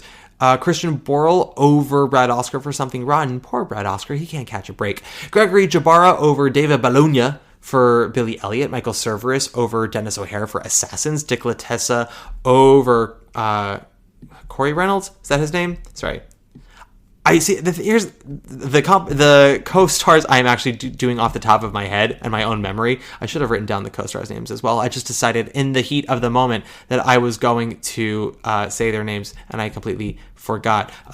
Dick Latessa's co-star, because it was Seaweed who was nominated. It wasn't Matthew Morrison. His co-star in Hairspray, who he beat. Yeah, Corey Reynolds. Go me. I love my memory. Chuck Cooper beating Sam Harris for The Life. Hinton Battle beating, what's his name? Willie Falk for Miss Saigon. We also have Bill McCutcheon in Anything Goes. I believe he's beating Anthony Held. Ron Richardson beating a couple of people for Big River. Hidden Battle beating a couple of people for Tap Dance Kid. Cleavon Derricks beating Oba Babatunde for Dreamgirls, to say nothing of all the other people who were nominated in plenty of categories. Keisha Lewis beating Shoshana Bean for Hell's Kitchen. Patti LuPone beating Jennifer Smart for Company. I disagreed with that one at the time, and I still said it to this day. Ali Stroker beating Mary Testa for Oklahoma. Lindsay Mendez beating Renee Fleming for Carousel. Jane Krakowski beating 2 co-stars for 9, Cheetah Rivera and Mary Stuart Masterson. Karen Ziemba beating Deborah Yates for Contact. Andrea Martin beating Lainey Kazan for My Favorite Year. Daisy Egan beating Allison Fraser for The Secret Garden. Frances Raffel beating Judy Kuhn for Les Mis. Lily Montevecchi beating Anita Morris and Karen Akers for 9. Debbie Gravitt beating a couple of other women for Jerome Robbins Broadway. To say nothing of all the plays. I could go on, but I'm going to stop us now. Are you guys getting it? Splitting the vote isn't actually real. The year where it kind of felt like it might have been was 2015, when we had Emily Skeggs, Judy Kuhn, and Sydney Lucas all nominated for Fun Home, and then Victoria Clark for Gigi, and Ruthie Ann Miles for The King and I. And Ruthie Ann Miles pulled what was considered a surprising win for The King and I. Now, in retrospect, it's not that surprising. Ruthie Ann Miles had been in the theater community. I think this was only her second Broadway show, maybe third. But she'd been working in theater in New York for a while at that point, had a major breakout with Here Lies Love, which still hadn't come to Broadway at that point. This was a major get for her. She had a wonderful turn as Lady Tiang in a revival that was critically acclaimed, was absolutely going to win revival, and had 2 moments in the show that we could point to as a featured actress where we went, I remember what she did there, and it stuck with me. One is Something Wonderful at the end of Act 1. At the top of Act 2 is Western People Funny, a song that many people considered super problematic for a very long time, and Ruthie's portrayal of that song made everyone click with it and understand exactly what that song has always supposed to be. And it all of a sudden worked super incredibly well, and was, a wonderful major support scene stealer without stealing total focus in that show. Her competition that people really thought could have happened were Kunze for Fun Home and Sydney Lucas for Fun Home. Kunze would have made a lot of sense. She was coming back to the Broadway stage after being gone for a while. She was, at this point, a 4-time Tony nominee. She was giving a heartbreaking performance, and like other featured actresses in a musical before her, she had a major moment that we could point to, which was Days and Days. Sydney Lucas arguably was probably more of a co-lead with Beth Malone in that show, but was deemed featured. She had Ring of Keys, which was like the theme of the show. And a lot of people thought that it was down to Kunze and Sydney Lucas, and that they ultimately split the vote, allowing Ruthie Ann Miles to get in. I think if there's ever been a year where vote splitting was a thing, this would be the year. I'm still not entirely convinced that it happened. In the moment when that win happened, I was like, oh, vote splitting. But that was 10 years ago, and I have changed since then. I think that voters are really, really hesitant to give competitive awards to children. They did it for the leading boys of Billy Elliot. The 3 of them could share. They took the Matilda girls out of competition. We don't really... I can't remember the last time we had a child nominee at the Tony Awards. Like a legit child. Sydney Lucas might be the last one in the last 10 years. And could have won. She was phenomenal. But I think people are a little more readily willing to vote for a child 20 years ago, 30 years ago. Less so now, and less so then. And I think Kunze, beautiful as she wasn't quite a large enough role for people to get behind. They would vote for Michael Cerveris, who did win. But when it came to Kunze, he was like, I'm not sure if I can vote a 6th Tony to Fun Home for that performance, which was lovely, not when Ruthie Ann Miles, who has more meat to work with and does such wonderful things, did her thing. I don't think that Ruthie had the same number of votes as Kunze and Sydney Lucas combined, and that Sydney Lucas and Kunze split it, and Ruthie Ann Miles got out with like 35% of the vote. I think Ruthie Ann Miles probably had a larger percent than we're willing to admit. It's not real, guys. Think about all the times where there were multiple nominees in a category. Can you tell me that you really thought that they had a shot? Last year, the two Outsider Boys, you really think they were going to beat Daniel Radcliffe? The two Paradise Square guys beating Matt Doyle? Whether I liked his performance or not, Matt Doyle had the song and company. And, like, tell me you're going to vote for one of the Paradise Square guys. Just fucking tell me. Come on. Even they were just sort of thrilled to be nominated. My God. All the Ain't Too Proud guys losing to Andre DeShields. That's not vote splitting to me. Andrew Reynolds and Brandon Uranowitz losing in falsettos to Gavin Creel for Hello Dolly. I don't think that's vote splitting. Once again, falsettos had closed, but that just wasn't going to happen. Gavin Creel was due for a Tony, and he was singing one of the big songs in the big old revival that we needed at the time.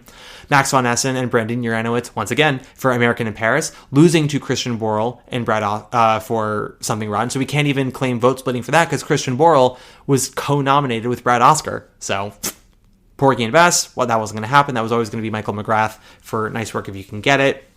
The Scottsboro Boys, Coleman Domingo, and I can't remember the other guy, but they were not going to win. Scottsboro Boys had been long closed and sort of came as a blip. The nominations that Scottsboro Boys got was incredible. That was a miracle. But yeah, at the time everyone thought it was going to be Rory O'Malley winning for Book of Mormon, and then ended up being John Larroquette for How to Succeed. But either way, wasn't a vote split. Chris Sieber and Michael McGrath for Spamalot, losing to Dan Fogler for Spelling Bee. I don't think that came as a surprise to many people. We have others. We have Michael Buress, Michael Maheron, and Lee Wilkoff all losing in Kiss Me Kate to Boyd Gaines for Contact. Again, I don't think that's vote splitting. Of those three, Michael Buress had the best shot, but I just think, Contact was another equal hit alongside Kiss Me Kate, and Boyd Gaines had a major acting part in that. So when we talk about vote splitting, really think about it. There have been so many times when two or more performers from the same show are nominated and somebody wins. Those nominations can show an overamount of love for a production, but if none of those nominees win, it's because ultimately none of them stood out enough. It wasn't that they each stood out just too much for anyone to make up their mind. It was that none of them stood out so much to beat another person. To put into perspective this season, while I have my thoughts on Death Becomes Her, I don't know if voters themselves will watch Jennifer Smart and Megan Hilty and think that either one of them pops enough to beat out a woman from another musical where she is fully the center and popping off sis off that stage. Jasmine Amy Rogers and Audra McDonald and Nicole Scherzinger. I just don't think it's going to happen. And that's sort of how people view those kind of categories. So yeah, vote splitting. Myth. It doesn't really happen. Think of all the times that it hasn't mattered. Speaking of rewarding, in the Discord, people talked about rewarding the ingenue. But this is a myth that I also am guilty of spreading, and it is partially true. In the last 35 years, by rewarding the ingenue, we mean mostly in Best Actress in a Musical. We talk about how the Tonys like to anoint a new star and a young woman who gets a blue chip that she gets to then cash and becomes one of our leading ladies. And this is true. This is ultimately true. It ultimately depends, I think, on how we view young lady. And also, this can work for actors and doesn't have to just be in musicals. It can be in plays as well. But I thought about this and I looked at the numbers. And since 1990, so for the last 35 years, we've had 12 different actresses win Best Actress in a Musical who were under the age of 35. 6 under the age of 30. Meant most of these, with the exception, I think, of Lea Salonga, most of these in the 21st century.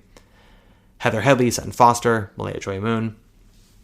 So if we're thinking as 35 as sort of like the absolute ceiling of ingenue age these days, we've had 12. If we're thinking under 30, we've had 6. So That's not a lot, but it is like a sprinkling. It's given like every 4 years is what that's giving. We've had 15 actresses under the age of 35 win featured actress in a musical, 5 of them under 30. Audra McDonald was under 30 when she won featured actress in a musical twice, once for Carousel, once for Ragtime. So consider that.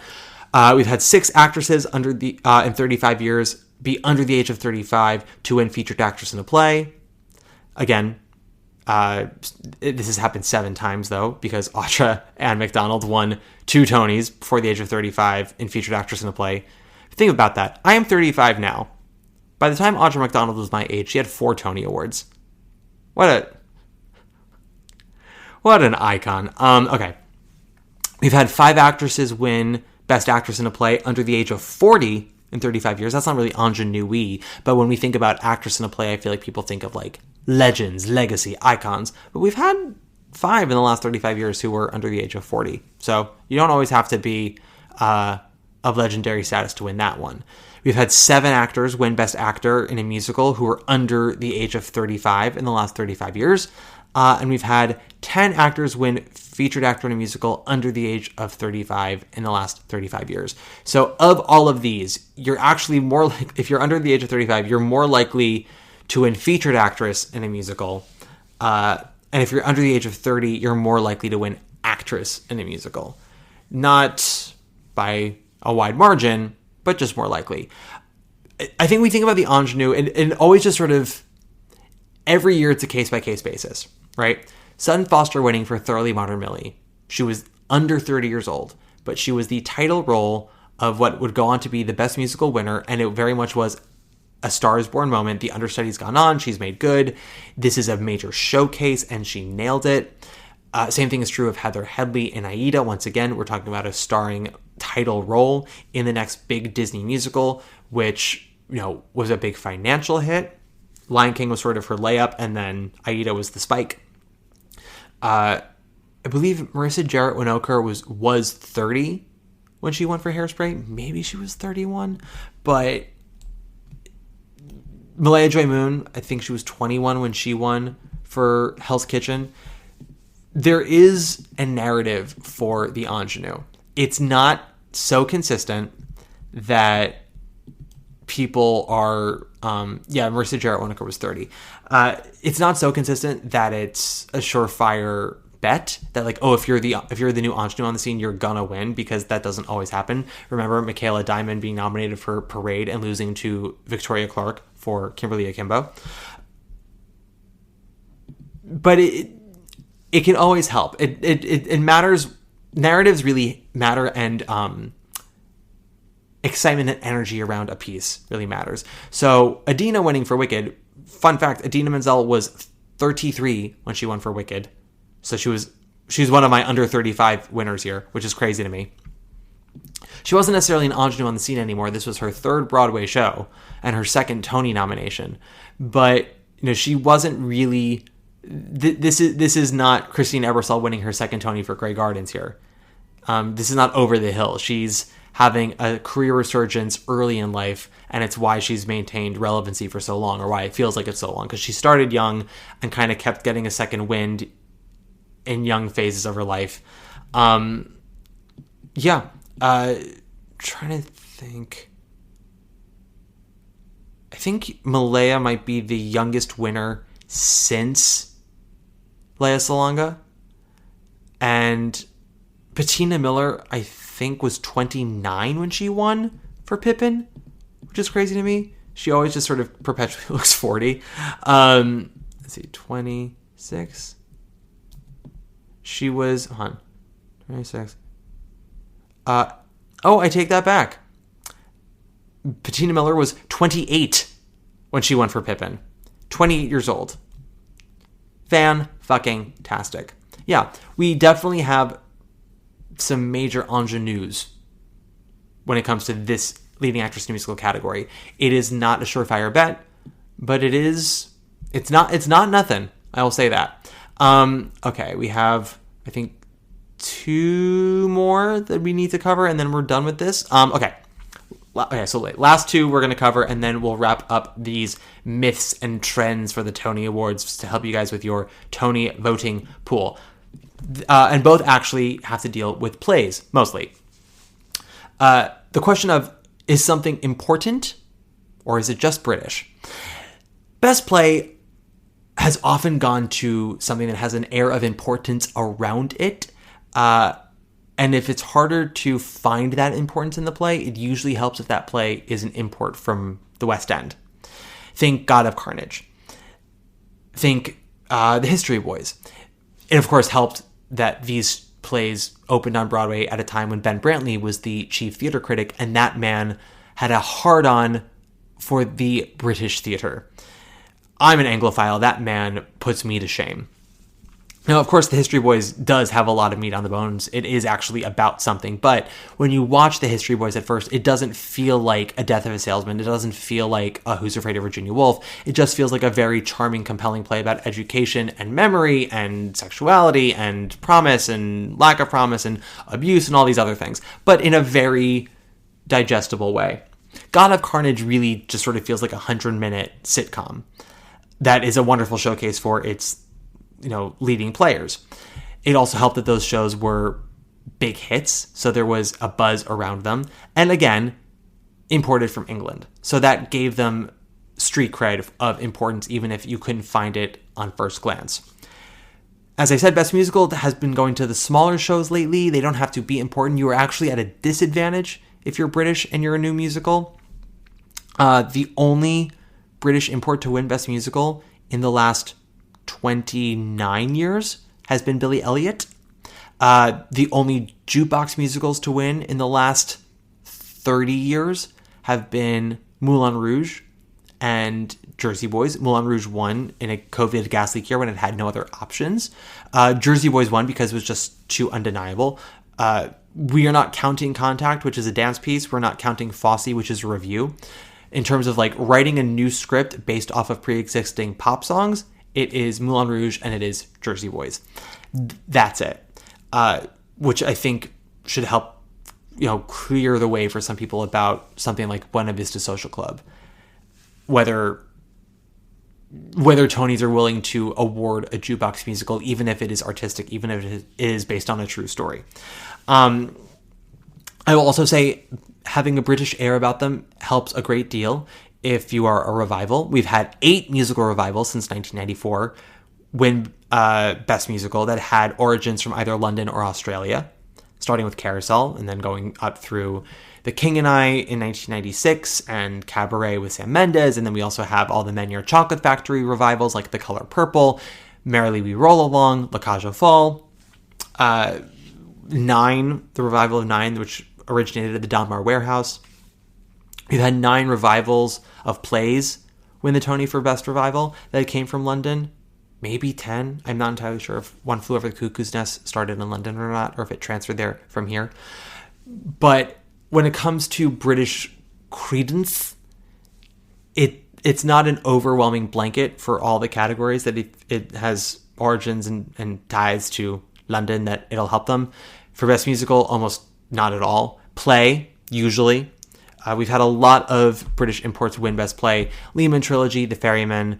Technically speaking, The Inheritance, even though it's an American writer, it did start in the West End, and rather this production transferred from the West End.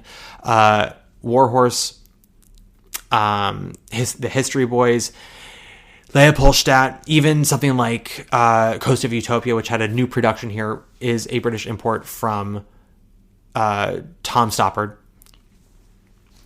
So, yes, I would say if you are a British musical that helps you if you're a British play that helps you a great deal, or if we're talking about importance, another thing to discuss with importance is the Pulitzer for Best Drama. There are some who think if a play wins the Pulitzer, that gives it the best shot for Best Play at the Tony Awards. And I thought about this and I was like, how many times has that actually happened where the Pulitzer for Best Drama also won the Tony for Best Play? Now, there are things you have to think about here. The Pulitzer Prize for Drama was first awarded in 1918 to Jesse Lynch Williams for Why Marry? With a question mark. The Tony Awards didn't start handing out prizes till 1947, so there are indeed 29 years where there is a Pulitzer winner and not a Tony winner, so we don't count those. But since 1947, there have been 7 musicals that have won the Pulitzer that went on to win the Tony for Best Musical. 3 of them in the last 35 years. We've had 18 plays win the Tony for Best Play as well as the Pulitzer for Drama. 7 of which were in the last 35. The 7 of which were in the last 35 years. 5 of which were in this century. So we've had in this century the Tony winner for Best Play that also was the Pulitzer winner for Drama. Clybourne Park was the last Pulitzer winner to win Best Play. That was, I think, 13 years ago. August Osage County was 2007. Or was it 2008? It was 2007. No, it was 2008. My bad. Clybourne Park, August Osage County, Doubt, I Am My Own Wife, and Proof. Those are the 5 Pulitzer winners for Drama that have also won the Tony for Best Play. And those first 4, Proof, I Am My Own Wife, Doubt, and August Osage County, were between 2000 and 2008. So Clybourne Park in 2012 is the last one. So you don't have to be a Pulitzer winner to win Best Play. And in fact, here are the winners that lost the Tony for Best Play. These shows won the Pulitzer for Drama and then went on to lose the Tony for Best Play. Fat Ham, Cost of Living, Sweat, Between Riverside and Crazy, Disgraced, Rabbit Hole, Anna in the Tropics, Top Dog, Underdog. That's all just in this century. Going into the 90s, we have The Kentucky Cycle, The Piano Lesson. Going into the 80s, we have Glengarry Glen Ross, Night Mother, Crimes of the Heart, Tally's Folly. I think in the 70s, we have The Gin Game and Seascape.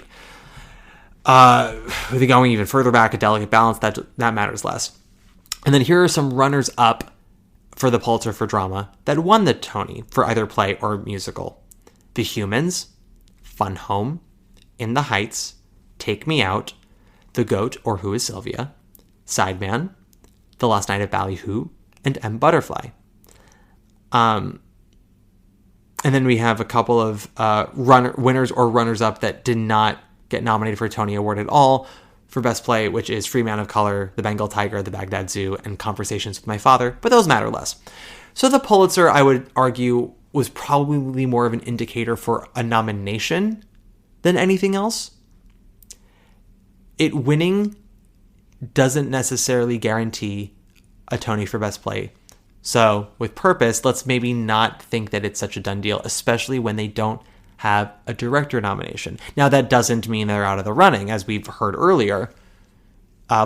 If you're going to be a Tony-winning piece and not have a directing nomination, you better be a play, an original play, because that's your best bet.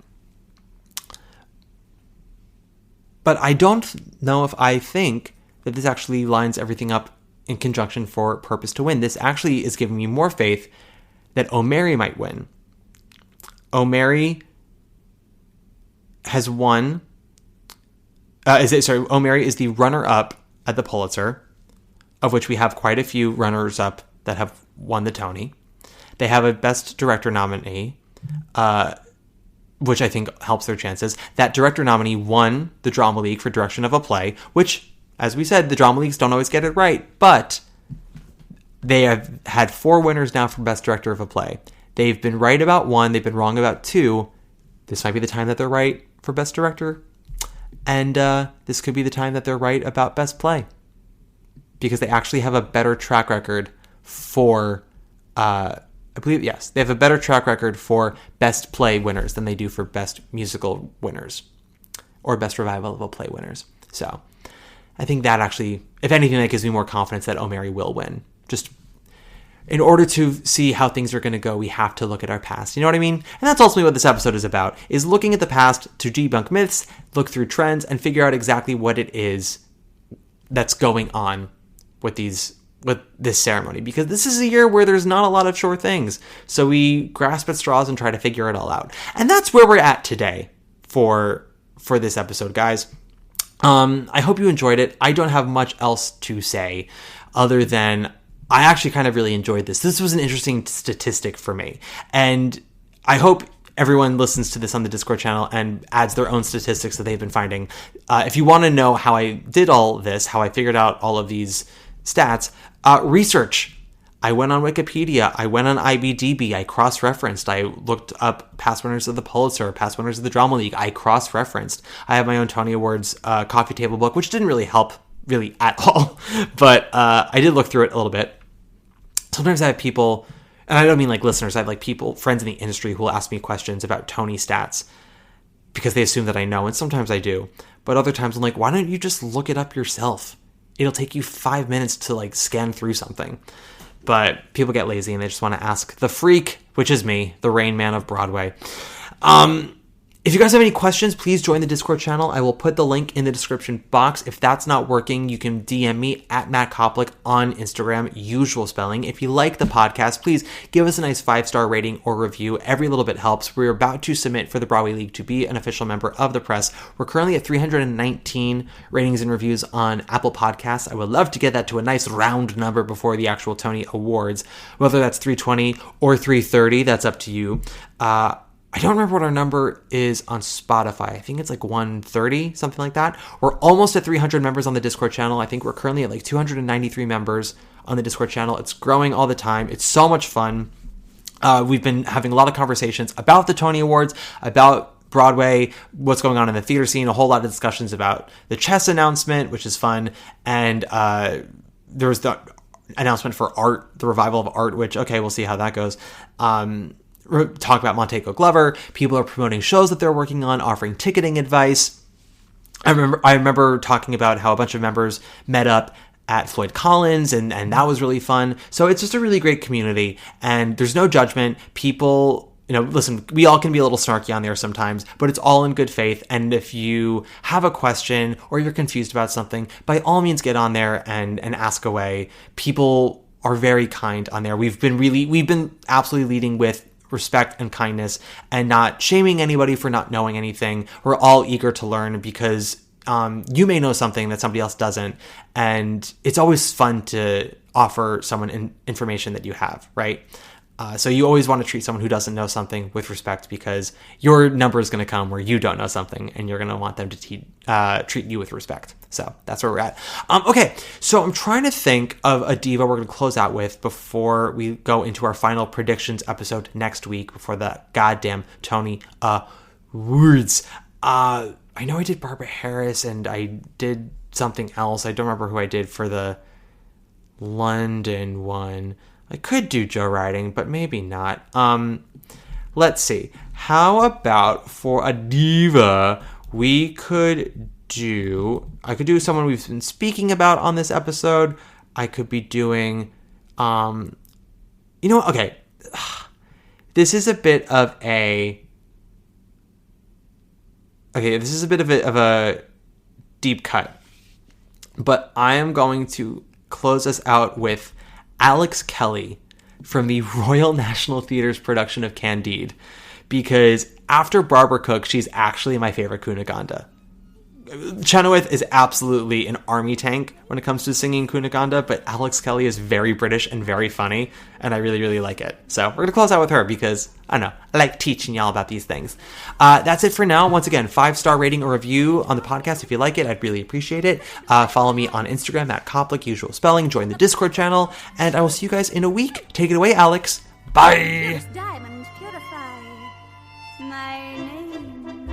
And yet, of course, these trinkets are endearing. I'm oh so glad my sapphire is a star. I rather like a 20-carat earring. If I'm not pure, at least my dears are. Enough. I'll take their diamond necklace and show my noble star.